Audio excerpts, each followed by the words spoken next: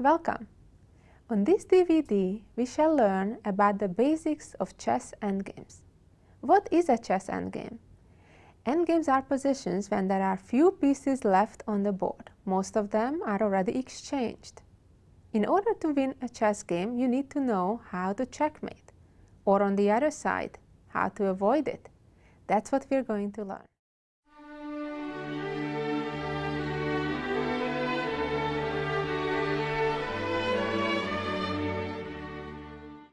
Usually, when one side has a rook versus just a single pawn, it's a simple win. A rook is worth 5 points after all, while a pawn only 1. However, if that pawn is quite advanced, especially with the help of the king, it can be dangerous to save the game. Its goal is to promote with the help of the king, and when the rook captures the pawn, the king would capture the rook. So therefore, white needs to be careful and needs to bring the king to help, because together the rook and the king can stop the pawn and the king.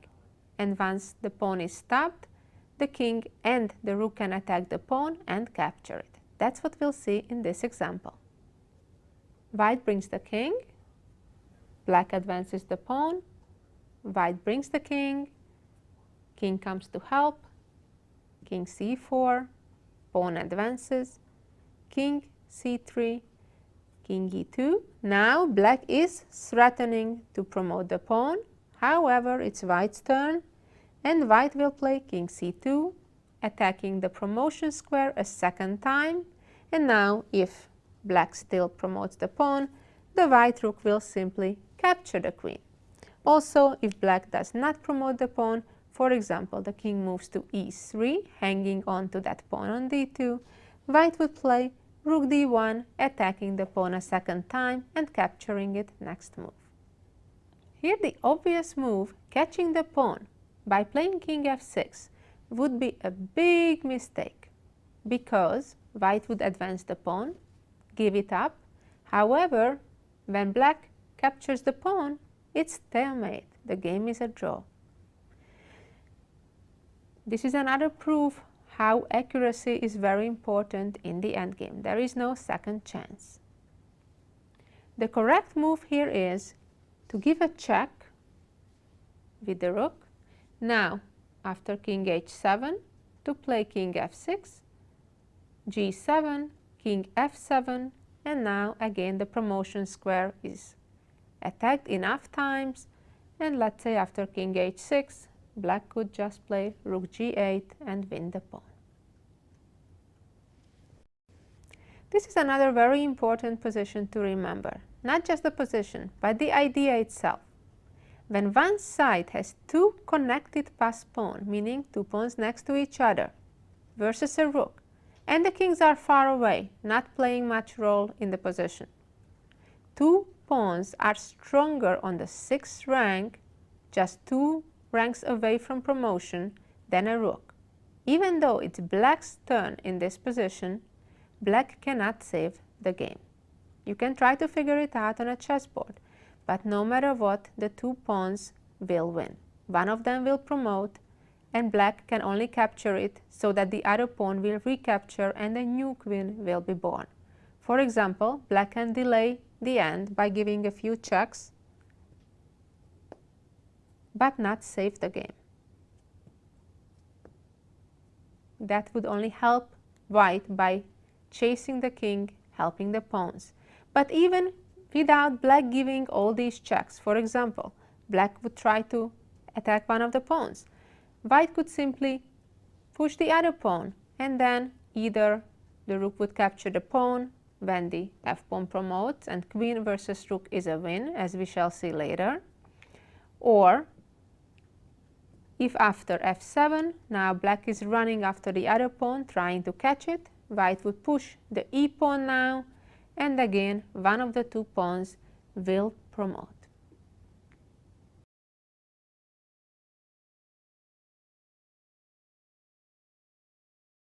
Rook versus bishop is usually a draw. A random position that you see right now on the board is a relatively simple draw.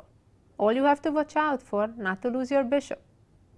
there is no way to force the black king to the corner where it could possibly get in danger. In this position, even though the black king is cornered, white can still not win. For example, after the check on h8 with the rook, the black bishop can block the check and white cannot make progress because, for example, after a evading move, it's stalemate.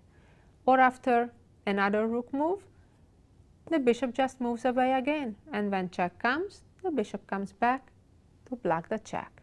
So it's still a draw. On the other hand, if black has the light-colored bishop in this position, now white is winning, because white would play king b6, and either if the bishop moves, white simply checks, and now bishop blocks, rook can just capture the bishop, checkmate. Or if the king moves next to the bishop, now after pinning the bishop cannot move, and black only has one move. It's not stalemate, the king does have a move, king moves to the corner, and now rook takes bishop, checkmate. This is quite an amazing position, where white has a rook versus bishop, which normally should be a draw, but white can make a centralizing, quiet move, and amazingly, black gets into Zugzwang. White plays rook d4. What does Zugzwang mean? It means that the black bishop, even though it has a lot of squares to go to, has no safe one. And can you believe that this is the winning move, a quiet move like this? Quite amazing. Look at the position. Obviously, the bishop cannot move to any of these squares because it will be just hit on any of those squares. However, it cannot even move to any of the other squares, because if bishop c8, there will be a fork by rook d8. If the bishop moves to g2, there is a check with rook g4. Or if the bishop moves to f1, and this is the beautiful part, white plays king g6, threatening checkmate all of a sudden on d8. And the only way trying to escape that is by running out with the king, but that would be stepping into another fork of rook f4 check. Neither helps black trying to run with the king. If the king runs to f8, white checkmates with rook d8, or if the king runs to the h-file, the rook forks on h4. The surprising part about this rook move is that it has no threat. The threat is, black's problem is that black has to make a move and has to worsen his position. If black could just pick up the bishop and put it back to the same square, black would not lose. Black's problem is that either the king or the bishop has to move to a worse place than when they are right now. That's called Zugzwang, a beautiful example.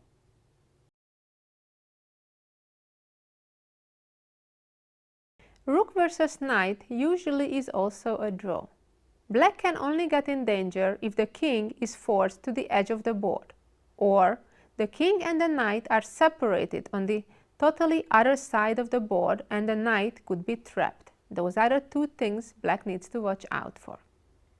In the position we see on the board, even though black's king is on the edge of the board, black is still safe. Here black should play either knight d8 check or knight g5 check. Either one is a draw. However, I would recommend to keep the knight close by the king. Now, after king d6, just give another check. Repeating moves, of course, helps black.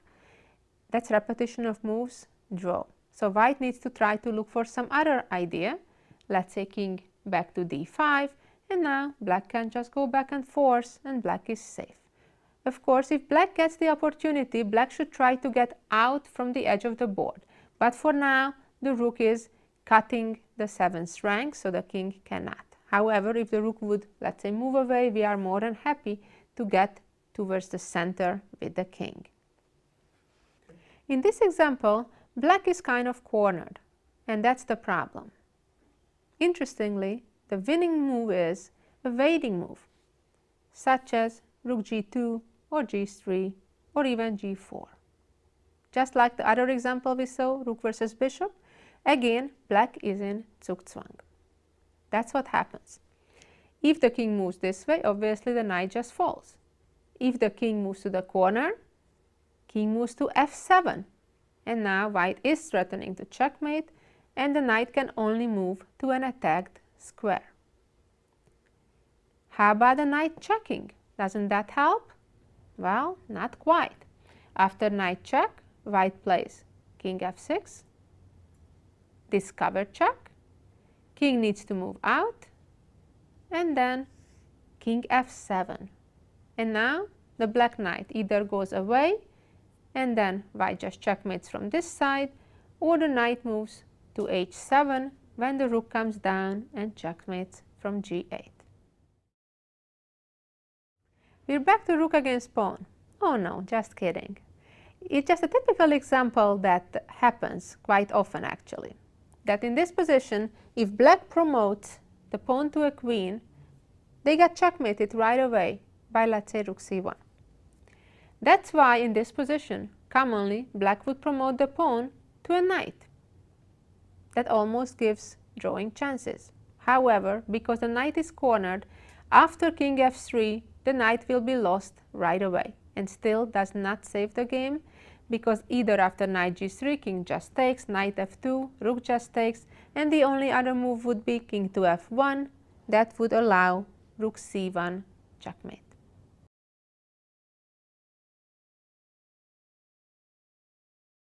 This is one of the most important positions from the defensive perspective.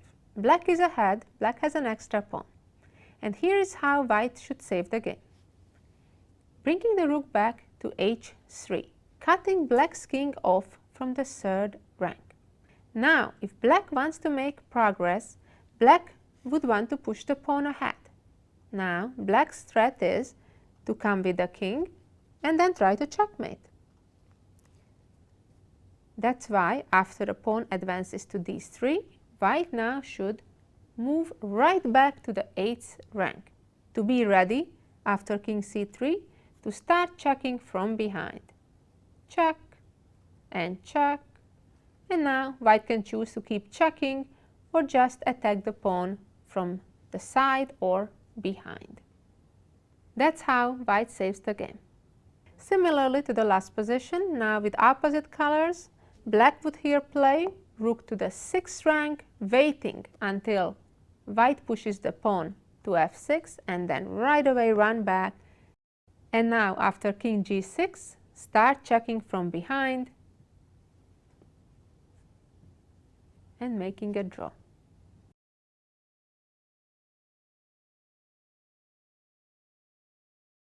This is one of the most important rook endgames to know from the attacking point of view, if you want to win. Well, what's the goal here? To promote the pawn, right? It's already on the 7th rank, just one rank away from promotion. The problem, however, is that the white king is right in front of the pawn, so therefore the pawn cannot promote for now. What would happen if white just gets the king out of there, clears the way for the pawn? Well, black would start giving checks from the side and keep checking, a lot of checks. And if the king would go towards the rook, so the checks stop, then the rook would get behind the pawn and the pawn would get lost. That's why white needs to do something trickier than that. White should start first by chasing black's king away, by checking with the rook. Now, if the king goes to f6, that would allow king f8, clearing the path for the pawn, because white doesn't have to worry about this check, because the pawn would block the check by promoting itself. Therefore, the king would go to h7, and now white has various ways to win. The simplest one here actually is to step behind the pawn and then, for example, after a check, just get out and promote the pawn. Or, even after king g7, king d7, and now, because The rook is behind the pawn,